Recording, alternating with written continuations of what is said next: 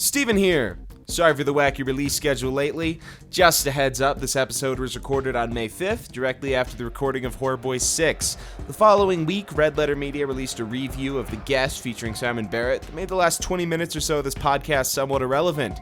If you're looking for a coherent, well thought out look at one of the best films of the past decade, we highly recommend you check that out. If you want to hear us blindly praise Barrett and Wingard while I try my best to down a bottle of Fireball, you've come to the right place. Enjoy! Hello, and welcome to the Horror Boys new episode, Bonus Boys. This is Tanner and I's excuse to not plan anything at all and just rant about some movies because I'm going to be out of town for a hot minute. It's just going to upload randomly. If you want it early, you might have it. Who knows? I'm Steven, and over here is my co-host. I'm Tanner. We're pretty excited for this one, I think. Woo!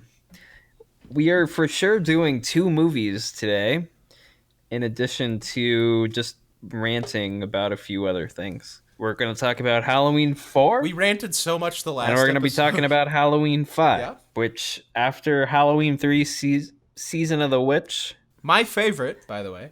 You know, it might be my favorite too. I think it is. But this was the return of Michael Myers, which is actually the title of the fourth one. That was totally unintentional, by the way. Well, what did you think of 4, Steven? So, my entire life, my dad has been telling me that the Halloweens after 3 are just the same thing. And I'm like, what does that mean? Because I actually haven't seen any of them outside of the remakes. And watching Halloween 4, when it started, I was like, oh, this really is just the same thing. But it builds and ends as something totally different, and I was so excited to see where this franchise went. Really? That was your experience? Yeah! Well, I didn't know how it ended. I really didn't know anything about this movie, other than that Michael Myers came back, and that Loomis apparently was still alive. I didn't know anything about it either. And I still wasn't totally into the twist, I guess. Okay, so the twist is the one thing I think this movie really has going for it, and I'm about to spoil it for the audience. Well, who may or may not have seen it. I mean, it's Halloween 4. Spoilers are like... Yeah. This movie's 30 years old, Steven. If you don't want Halloween 4 spoiled for you, go and watch it. It's really not very good, though. It's just barely serviceable. So, Halloween 4 is about Laurie Strode's daughter, and if I understand this correctly, Laurie Strode's dead, right? I don't remember. They imply that her parents are gone without, like, directly saying it. I think it was more implied that Laurie left because of Halloween events. Then why did she have a daughter? What? Heck if I know, dude. Because the kid's like, what, 8? 7? Halloween took place in 1978, right? Yes, this is 10 years later. This one's 10 years later. So, like 3 years after the events of Halloween, she just abandons her kid? That doesn't really make sense to me. Then I don't know. That's not the Laurie Strode I knew. It's not explained well, I guess, in general, because I don't know if the other thing's true either. So yeah, it's about her daughter, who is played by... I can't think of her name right now. Danielle Harris. But she's a pretty... Danielle Harris, yeah, she's a pretty decent child actress. I mean, she has scenes where she sucks, but I don't blame her for it. There are a couple scenes where I think she nails it. And she's in the remakes, and she plays Annie Blackburn in those. And those movies aren't pieces of art by any means, but I think she gives some of the better performances in those. Well, I think she gives a better performance in 5, for sure. I don't know if you felt that way, but I felt like... Then in 4? Yeah. No, I think she did better in 4 because in 5 they had all the forced sign language stuff that I just don't think she was really accustomed to. Well, I was thinking like once she started talking, like during the climax, I felt like she was actually like one of the few redeeming factors of 5. For sure. Yeah. And I would say the same thing about 4. Because 4 is by no means an atrocity. But for most of its runtime, it is just a remake of the first. Instead of having Jamie Lee Curtis, you have a different babysitter named Rachel, who's looking after Jamie Strode. She's basically her adopted sister to an extent because this family's taken her in. And she basically is just Jamie Lee Curtis, and she's pretty much just like the kids she's babysitting. And it opens with Michael Myers breaking out of prison, and then Sam Loomis is going to gas stations trying to find him. Except this time he gets to do like John Woo style dodges while explosions happen, which is kind of cool. Yeah. And he has very small scars. Don't they get bigger by the end of it? Yeah, what was up with that? I don't know. I'm gonna say it was symbolism. This movie's so deep.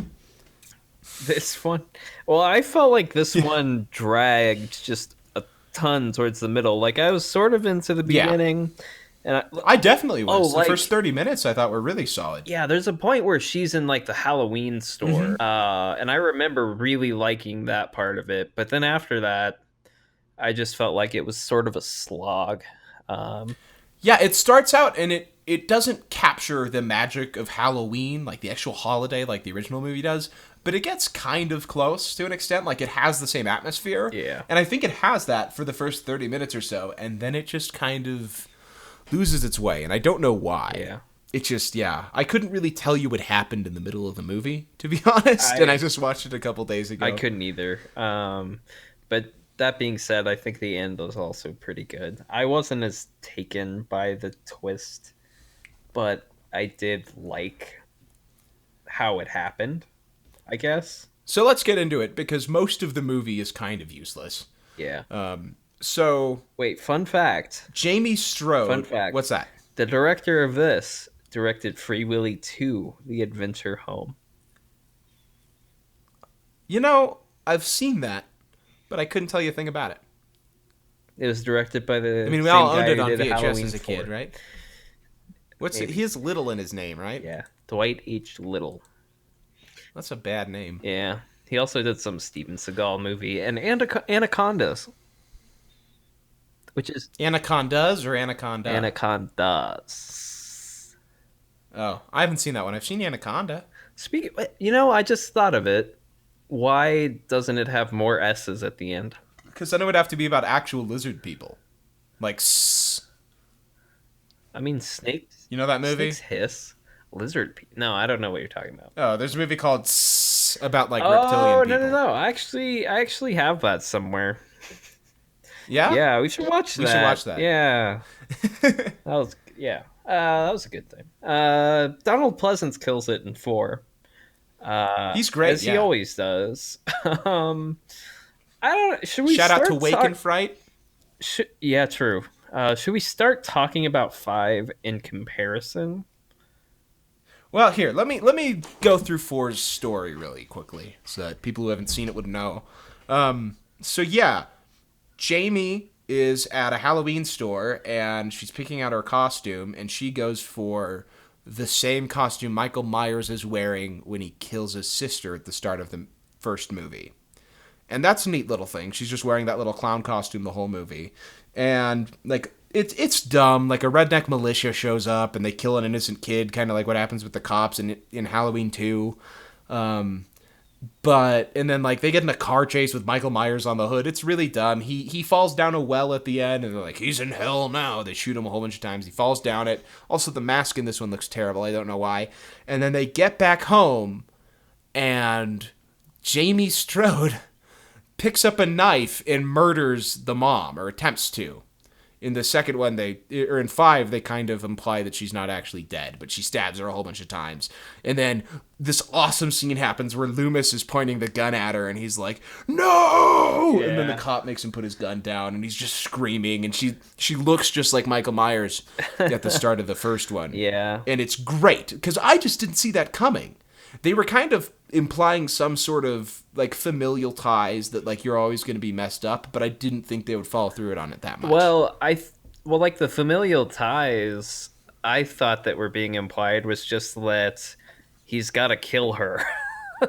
Which is why the different familial tie was pretty surprising. Yeah, so I like the twist in theory. And I like the twist. I genuinely like it. I think it's really cool. Yeah, I love how it's portrayed by Loomis. like Daniel Harris again is just a great child actor in this. She definitely pulls that off in a way that's extremely creepy. She does the Yeah, dead eye child Michael face very pretty well. well. Yeah. Yeah, that's the main highlight of this movie. And then the beginning is pretty intriguing, I would say. I mean, really, I gave it a 2.5 star I because did it too. kept me intrigued enough at the start and the end, and I didn't think it would. It's not great by any means, but if the next movie had kicked ass, I would probably like this one a lot. Yes. Well, Unfortunately, wait, before we get into that, you mentioned something about the mask looking bad. Did you also think it looked bad yeah, in what's up with that? 5? It looked a little less bad in 5, I think, but it didn't look great. There was a moment in 5 where the hair just looked totally wrong to me. Yeah. Did you have that experience? Yes. Well, 5 at least kind of got into the Halloween 2, like, this mask is beat to shit now thing, which I really Yeah, like. yeah, that's true. But that's about it. Yeah. Okay. You want to go into 5? Yeah, because we both watched 5 more recently. Yeah. And yeah, let's. So, 5 starts kind of cool. you mean with the with Michael stuff, right? Yeah. That's Wait, no, I didn't like that. No? No, I didn't. I was okay uh, with it, but it was like, how many times are you going to fake kill Michael Myers? well, I mean, as long as they don't check to make sure he's dead, then you know he's They alive. dropped dynamite down the well. Whatever. You know he's alive. Okay, so let's talk about that. He falls into a stream and he gets carried off and he gets picked up by a farmer or something Yes. who has a parrot. Yes. And then he's just like in a coma for a year, I guess. He doesn't take him to the hospital. He's just in the back. And it just says 1 year later. And then he just kills the guy. Yeah. Then there's none of that's explained I at think all. I was folding laundry during that and was not convinced. Yeah. So, well, here's a weird thing about 5. I get that they were trying to be subtle about the cult stuff. But why Were not they? have the cult find Michael Myers? Yeah, that's true. Well, surprise, surprise. Did they? Because he surprise, gets surprise. a thing on his arm, I guess. I think that's what 6 is about? Question mark. Yeah, and I hear 6 is messed up and that both cuts are bad, but one is slightly better, which is the producer's cut. I'm going to watch both cuts. Tanner won't because he's a total wimp, but I will. Because I value you guys, and I just really want to give you the best listening experience, and I want to make sure I'm informed about my opinions.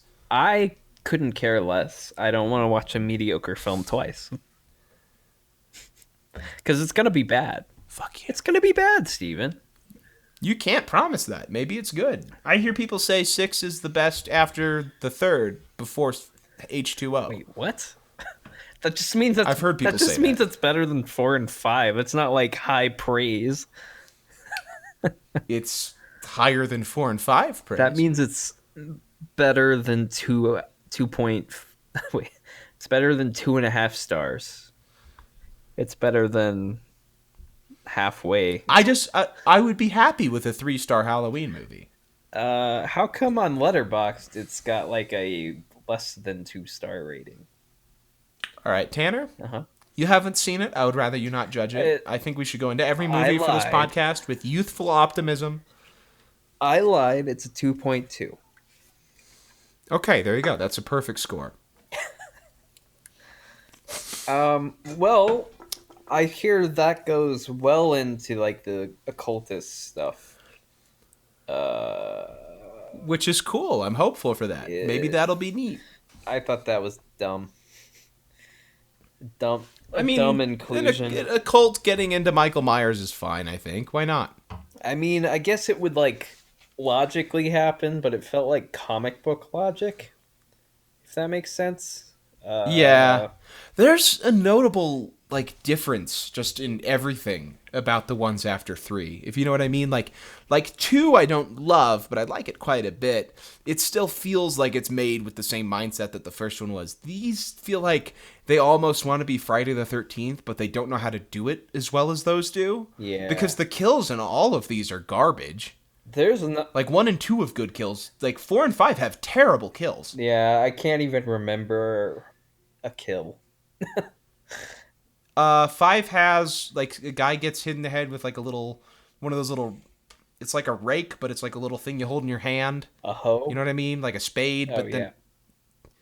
yeah, but it's like a little curved one. Guy gets hit in the face with that, and he falls to the ground. And then there's a really awkward jump cut there of him on the ground, and I don't know why it's there. I don't know why they just didn't just cut it there. It was bad. Well, That upset I me. remember the guy getting stabbed in the barn with a rake thing. No, it's a pitchfork, and I think his head gets cut off, is what it's implied.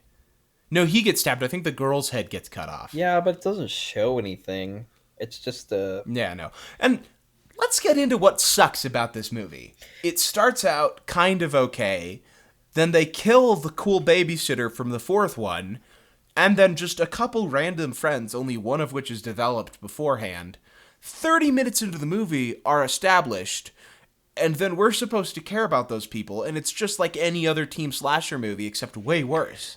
No. What makes 5 totally disappointing is that it actually follows through on Jamie from 4, yeah. who who tried to kill her mom, and she's just in a mental institution.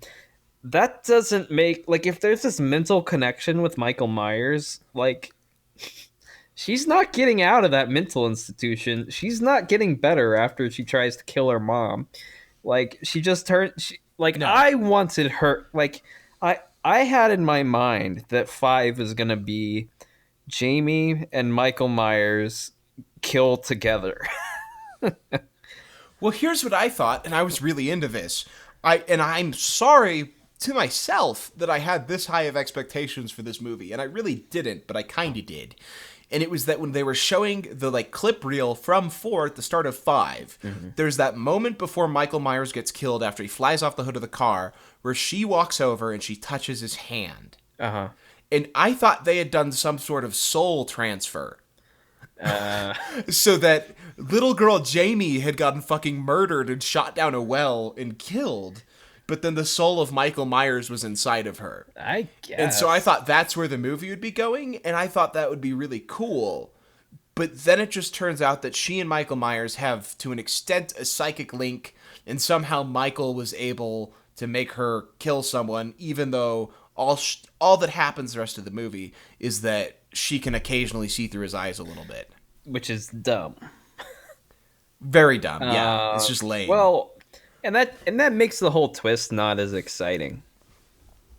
Yeah, no, for sure. It ruins the fourth. Yeah. Which I think pissed me off the most about 5. I was willing to live with that if the rest of the movie found a way to be entertaining, but then it was like one of the worst teen slashers I've seen from the 80s in recent memory. Yeah, I've watched the first 4 Friday the 13th, and I've been genuinely happy with all of them, even though they're like nothing like extremely special.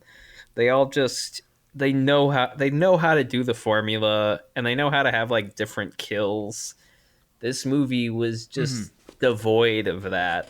We were talking the other day. I just ordered the Friday the 13th Blu-ray box set because I've only seen the first and the remake and Jason X. It came in yesterday, and I'm going to watch it soon. But one of the things that we were talking about was that I prefer the first 2 Halloween movies, or the first 3 even, over anything I've seen from Friday the 13th, because it's more about the atmosphere than the kills. Yeah. And But watching 4 and 5, they could use some good kills, you know? Yeah, and I mean 5 could use atmosphere and kills. Well, that reminds me another thing about 5. What was up with some of the music? Oh my god, when the cops show Yeah. up and it has... What was that? It has like a slide whistle playing and like boing, boing. Alan Howarth, when he worked with John Carpenter, is a genius. Their score for The Fog is a work of art. Uh-huh. What is going on in this movie? I have literally no idea. And the way it transitions, the way it transitions from like the classic Halloween theme to something like that, it's like, this is just horrible. I don't hate the new version of the Halloween theme with the drums going. Yeah. I don't love it, but it's okay.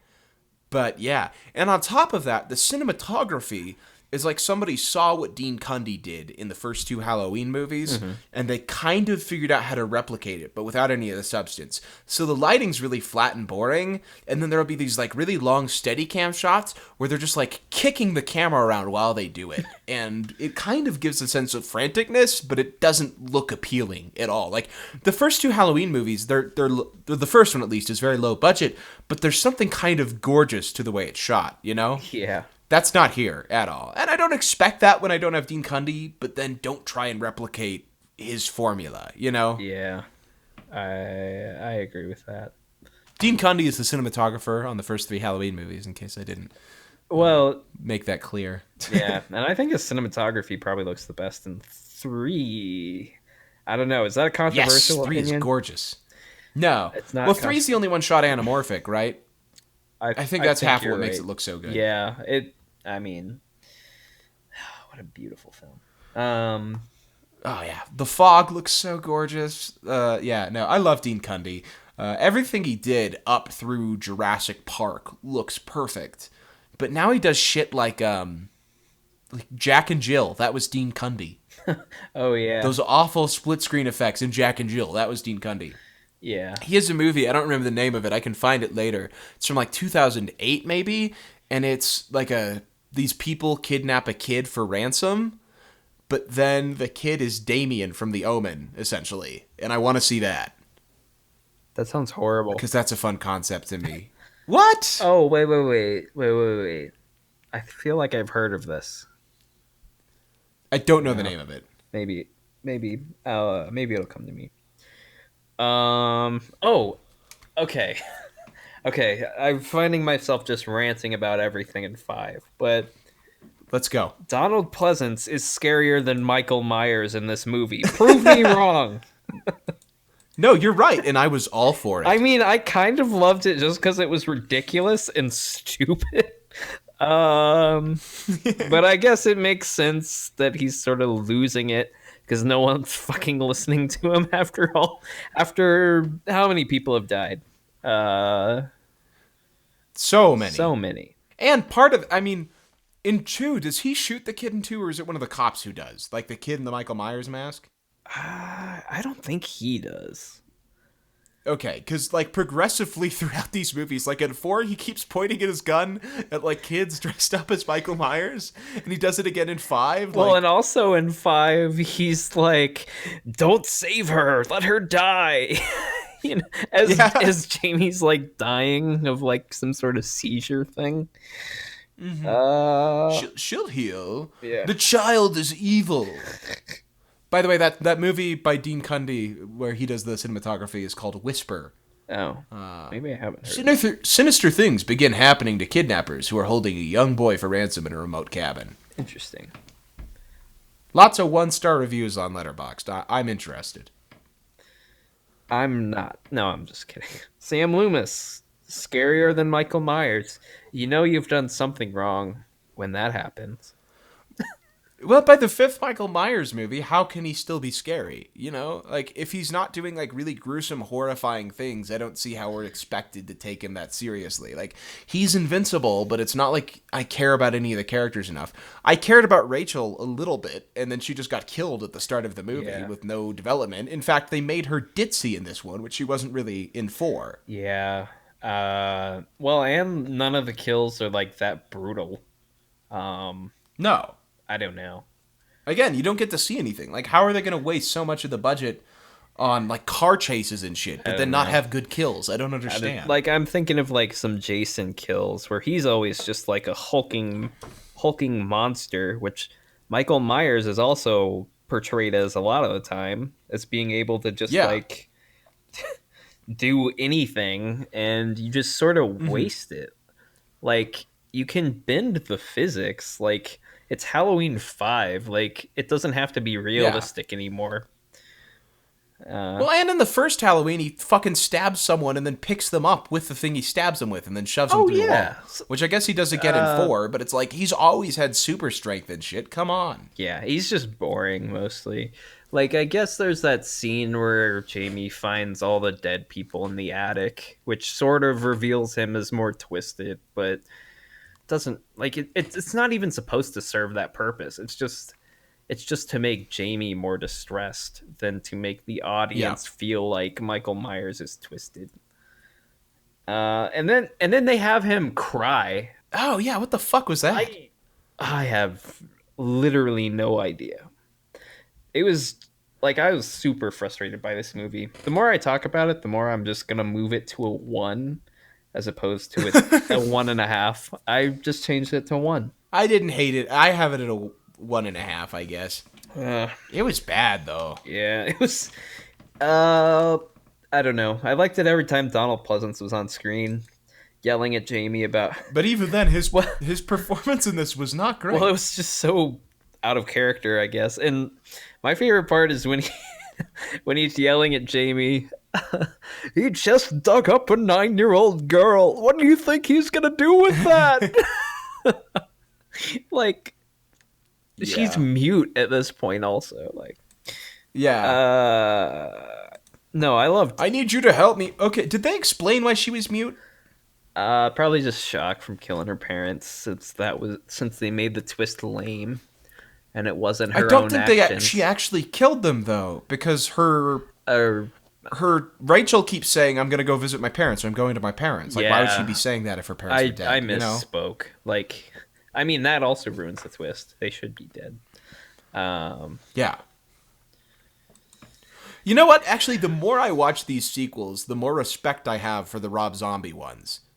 Yeah. Which aren't great, but they take a lot of the ideas in these movies, like 4 and 5, and they follow through up on them to an extent. I see what you mean.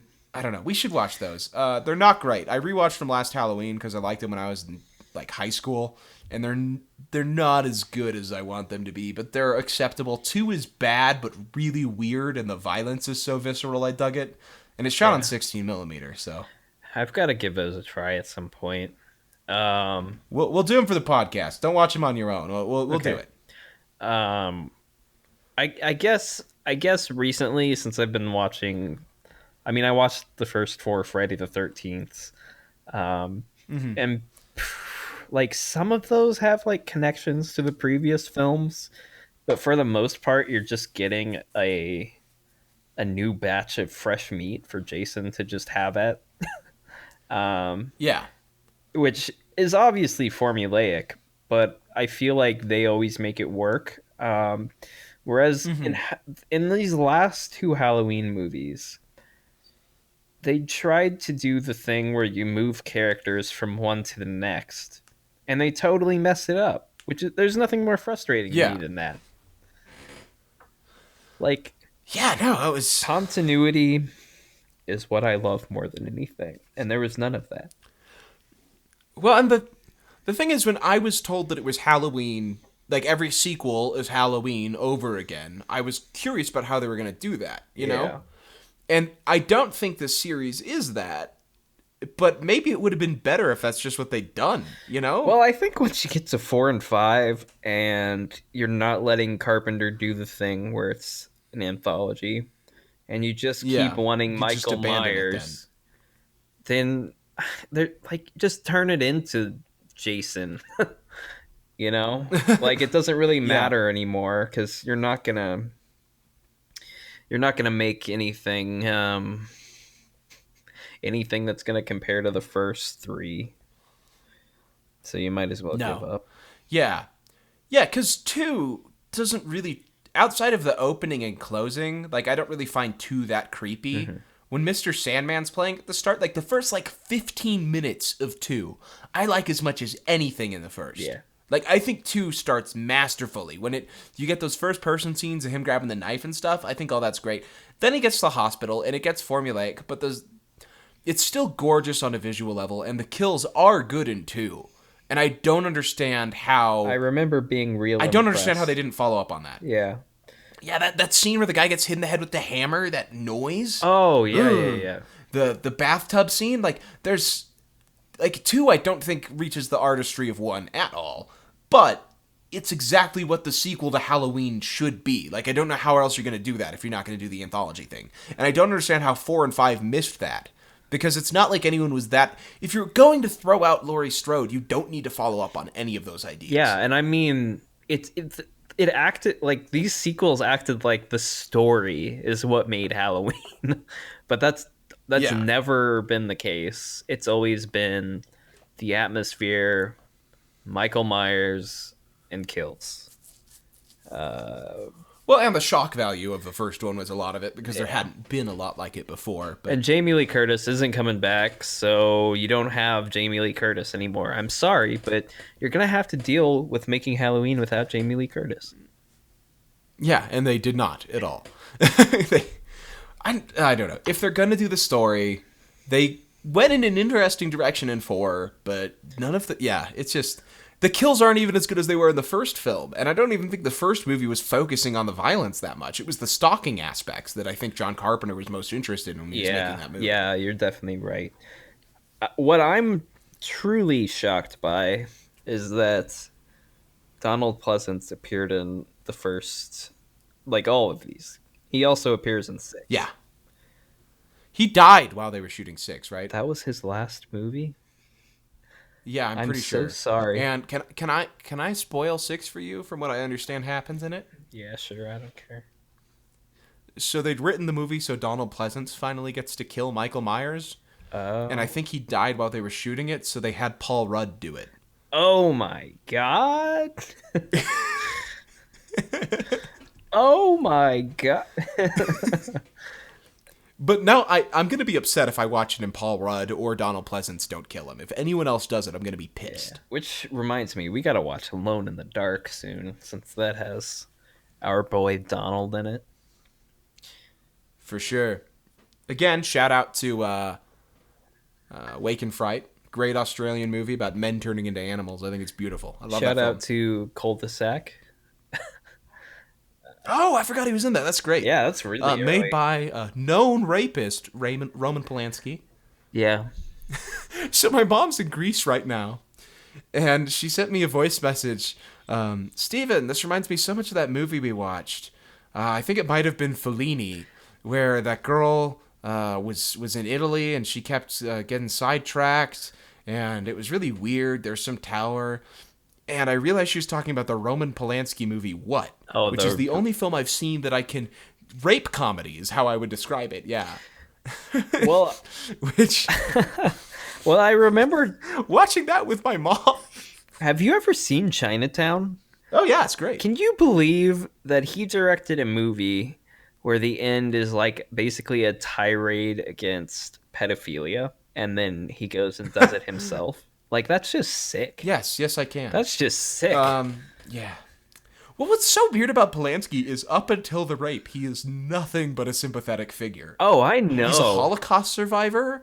His wife and unborn child were murdered. Yeah. He's a brilliant filmmaker. And then... Have you read some of that stuff about him and like during the Holocaust?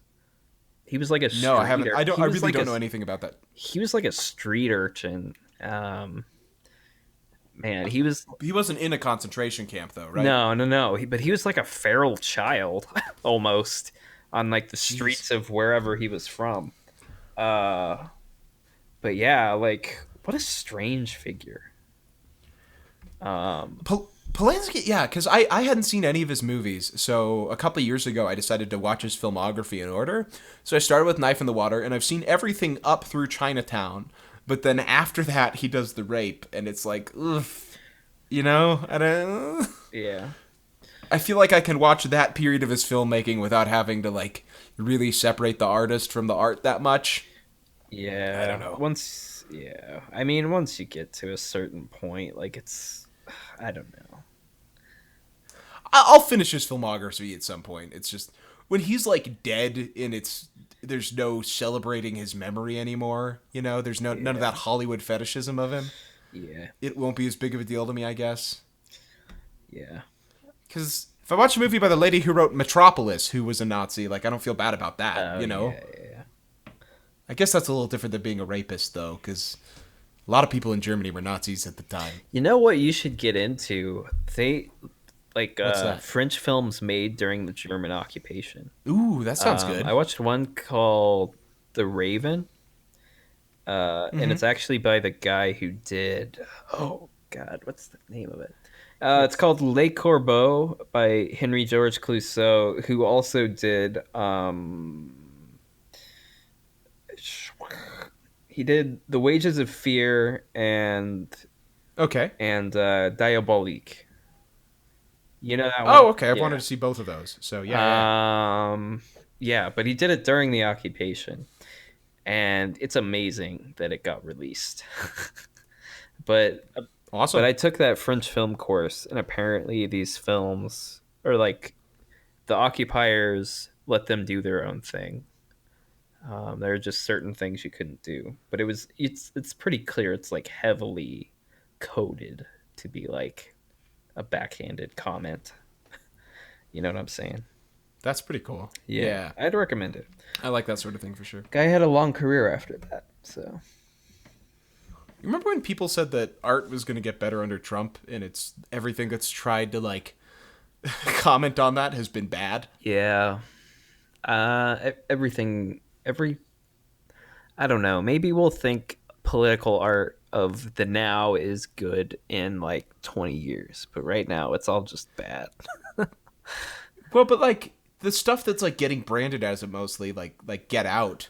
I mean, that movie was already made and completed before Trump won the presidency, so there's no argument there. And it's not Maybe people resonated with it more because of how they reacted to that, but it's not even about like Trump though. You know it. no, it's more a play on nice liberals than it is Yeah, I mean the Republicans. line that's repeated over and over again is, "I would have voted for Obama a second term." You know, like it's A third term if he could have. yeah. Oh yeah, that's what I meant. He did have a second term. Yeah, so I don't get that. All art that's been like against Trump has just been like brashly political, and I hate everything that's that. I mean, I can't think anything beyond like a couple bad albums and I don't know, some horrible SNL sketches, you know. Yeah, well, there will be the phenomena where we look back at our like film and literature from this time period, and we'll all say, "Oh, this speaks to the age of Trump." Well, there's stuff that I'm sure will be like that, but then there's other stuff again, like The Handmaid's Tale, which was completely finished before he won the presidency. Yeah, oh, that's And true. I think that people are just resonating with certain types of art more right now because of how they reacted to that, and not. I don't know. Yeah, I think that's fair. We're a very political podcast here. Well, You come to the Horror Boys to get the hottest takes. I am the most apolitical person that's ever existed. I feel like I should let that be known. I have my views, but I don't like sharing them with anyone. Weenie. Okay, back to Halloween.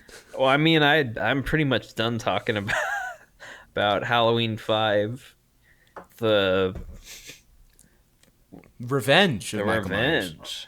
revenge. It's a cop out of what 4 set up, and it's just a bad like slasher films. There's nothing there. The sequence where he's chasing Jamie at the end's kind of cool, and that's it. Yeah, but then they ruin that by making him have emotions. Cry. Yeah, Yeah, which is I mean, it's like I don't even see that. Why does he like? What was he gonna do with Jamie if he caught her? You know. kill her most certainly, and there's no way that he would ever cry. Well, he catches her and then he cries. You know. It's only because of something she says. No. She's like, wait, first let me see your face. And then she says, you Oh, look yeah, like yeah. me. And then You look just like me. Yeah. and then he cries, which still doesn't make any sense, but he wanted to kill her because he's Laurie's daughter yeah. from the get-go. I mean, there wasn't really a reason for there to be a mental connection. No. That's why They don't do anything with it other than, oh, I have to save my dumb friend who I've spoken to once and I don't think I know that well. And then yeah. and then she dies anyway. So then it's like, Like, just the shock and trauma could have turned her into another Michael Myers at the end of 4. And it could have been left at that. And I would have loved that. But no, Yeah. they've got to make it a mental connection. So this terrible Well, movie yeah, makes 4 sense. implied to me that she had all those people yelling at her at school, that she was like a freak, stuff like that. You know what I mean? Yeah. Like, oh, you're an orphan, and then she sees all the horrible things she does. So maybe, oh, that's why I'm related to Michael Myers. I must become him because I don't actually know any of my actual living relatives. You know? Yeah, I think that was way more interesting than like this. I mean, they're like niece and uncle. Like, there's no reason. Like, they have marginal blood relation, but there's like no reason for them to be so tightly connected on the psychic plane. Okay, so Tanner, Yes. Halloween 5, it sucked. But you know what movie I watched last night that rules? What movie is that? You already know. It's The Guest. Oh, I forgot actually. Let's talk about The Guest for a bit. I fucking love that You movie. still do, huh? Oh yeah. What, you don't No, anymore? I do. I showed it to Claire. That was probably only maybe my third time seeing it. Maybe just my second. Yeah, this was my fourth. I think it was your third because we watched it the night after I saw it, and then we watched it again with my parents when he visited for spring Oh break. yeah. You're right. Yeah, great movie. Yeah, it's so good, and I think it hits some of those Halloween notes. Yeah, I think it does too. In fact, Adam Wingard was considered for the new Halloween, and I guess John Carpenter had given his go-to for it, but then that kind of fell through, and then Adam Wingard was like, "Well, I kind of already made my Halloween movie." He did. Yeah, with The Guest, because The Guest has a lot of homages to Season of the Witch, but then at the end, I mean, it goes full on slasher. Yeah, that's true. I mean, The Guest is has a good atmosphere, good kills. It's insane. like Yeah. like the tonal shift is from Dusk Till Dawn esque, I will say. I think it's done maybe even better because it's at least hinted at throughout the movie. Yeah. I mean, I love From Dusk Till Dawn, but I guess that, yeah, I agree. It's just sort of amped up to 11, which was unexpected, I guess. I showed it to Emily because she hadn't seen it, and she was on her phone a bit for it, so I don't know if she was quite as into it as I was, but I just had the goofiest smile on my face the whole time. How long had it been since I mean, you'd seen it I last? love that movie. I hadn't seen it since we watched it at spring wow. break. I'd just seen it 3 times. Yeah. So that was, what, 2 years ago? Dude, that was an awesome week. We watched that and we watched Bone Tomahawk. Yeah. We had a good time. I think we watched Yeah. La Dolce Vita too. El Topo with my parents. El Topo? Oh, and La Dolce Vita. Holy shit. That was a good spring break. Yeah. Oh, and then we went to Kansas City and watched Suspiria. But On 35 Yes. millimeter, mind you. The Guest, best soundtrack. Yes. So it's written ever. by Simon Barrett, who is my dream guest on this podcast. Have you asked him? I have him on. No, because I have him on Facebook, and like I typed out a message once and I deleted it because I was like, I'm gonna feel so bad if I bug this guy and he sees it and he doesn't respond. You know what? I'll do it. I'm Okay. friends with him on Facebook too, but I'm not as You know, he posts on Twitter more often. I'm not in a committed relationship with him like you are. No, If he hears this, I mean, he won't, but I hope he does. I love that guy on Twitter though. He's oh yeah, no, his movie recommendations are always on. yeah. point. He recently recommended a movie we should watch too, The Cleanse. Have you seen that? Have you heard of it? No. It's No. body horror with Johnny Galecki. But supposedly Who's it's really that? good. Big Bang Oh, Theory guy. The Big Bang Theory guy. Yeah. I'm throwing it on the watch list. He but- wrecked it. I don't know. I like the screenshots I saw looked good, and I'd love to see if that guy can pull off a serious role. The cover reminds me of The Nightmare, which we didn't cover on the podcast, but we Der should. Nachtmare. We Yeah, covered that was a dope other. movie. That was good. Yeah. That was kind of a low key favorite of mine. Actually, I'd sort of forgotten about Yeah, it. out of all the movies we watched, that's up there Yeah. for sure. But yeah, All right, so back to The Guest. I just have to say, I love all of the performances in this movie. I think Michael Monroe's great. Dan Stevens is great. The brother and the parents are really good. Lots of like people from other Wingard movies and stuff like that, and one guy from Avatar just sprinkled around there. you're giving forgetting great performances. the best role in the entire film.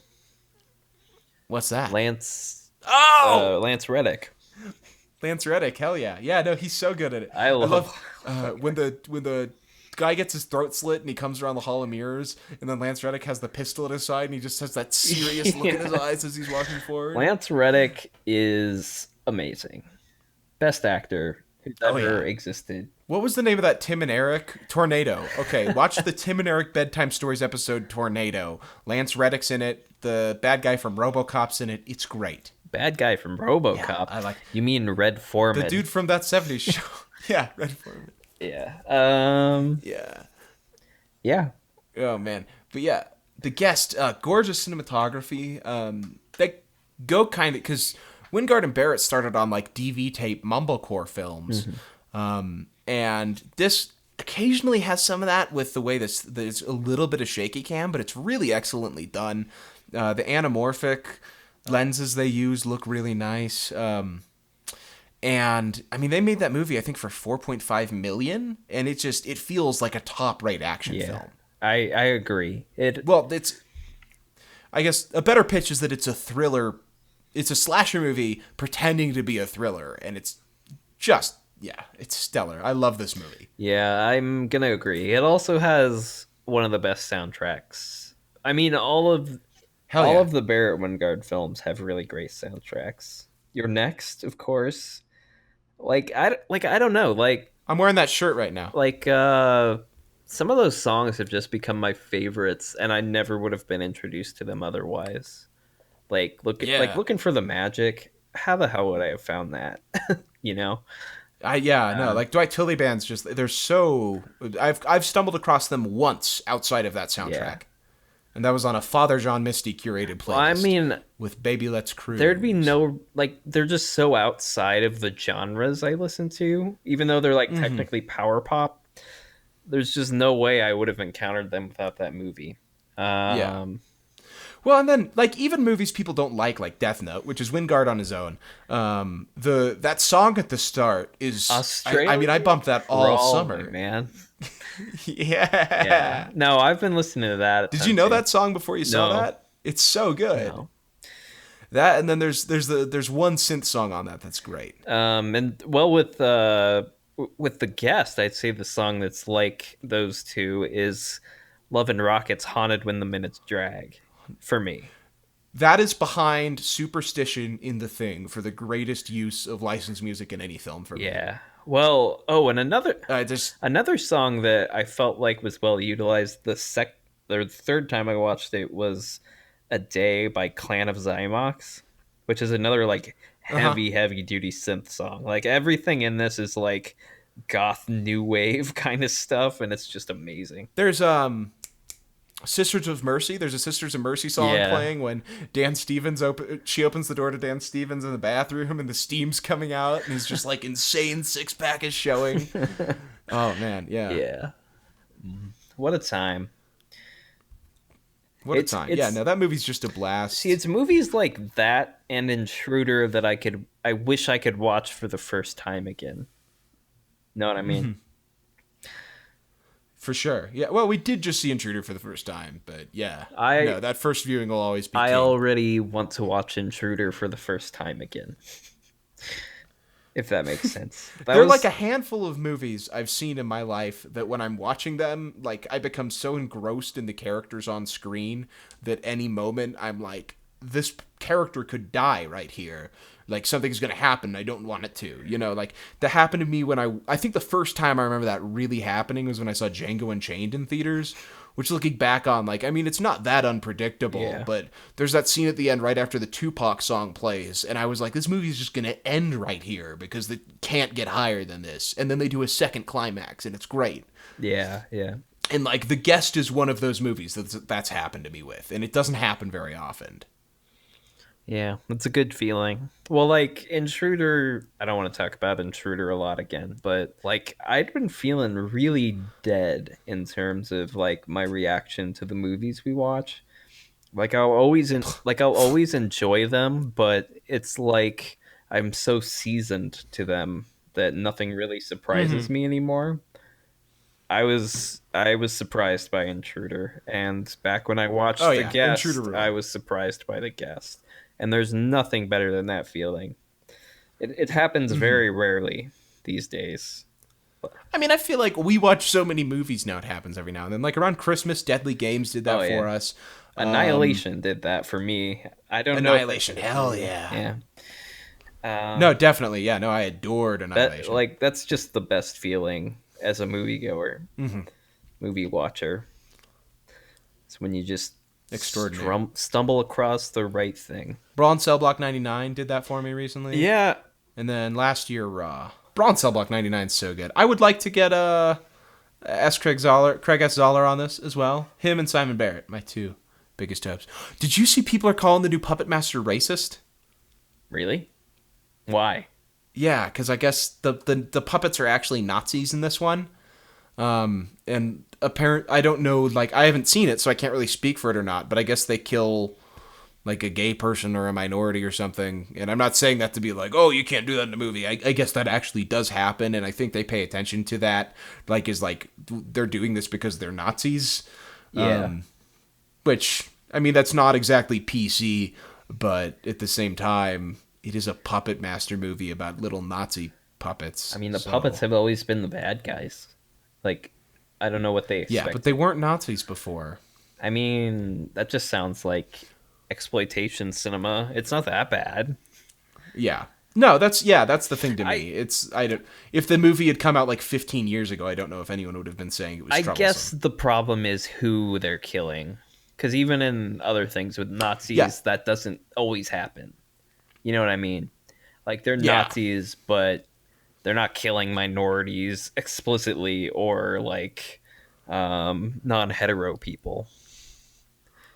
Yeah, and maybe the movie is not calling attention to that at all. I don't know. Yeah. I haven't seen it, but I did see a couple people like, this isn't okay. And I'm curious to see how that goes. Yeah. Someone did point out to me recently that all of Zoller's movies involve a white man killing non-white people very brutally. Is that true? But, wasn't everyone white?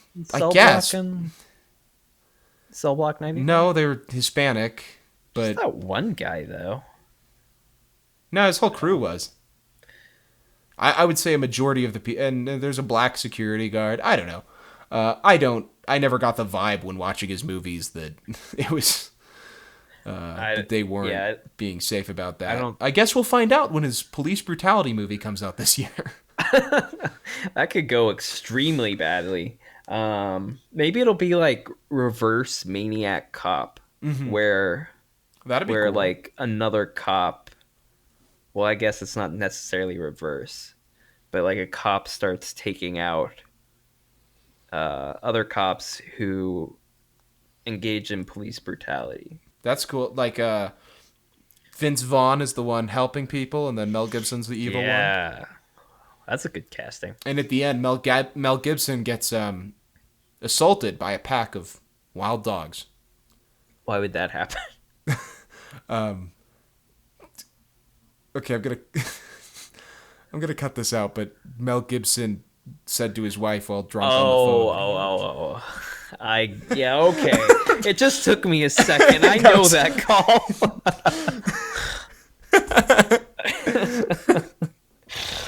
Oh man. But yeah, I love Zoller's films, and I guess I don't.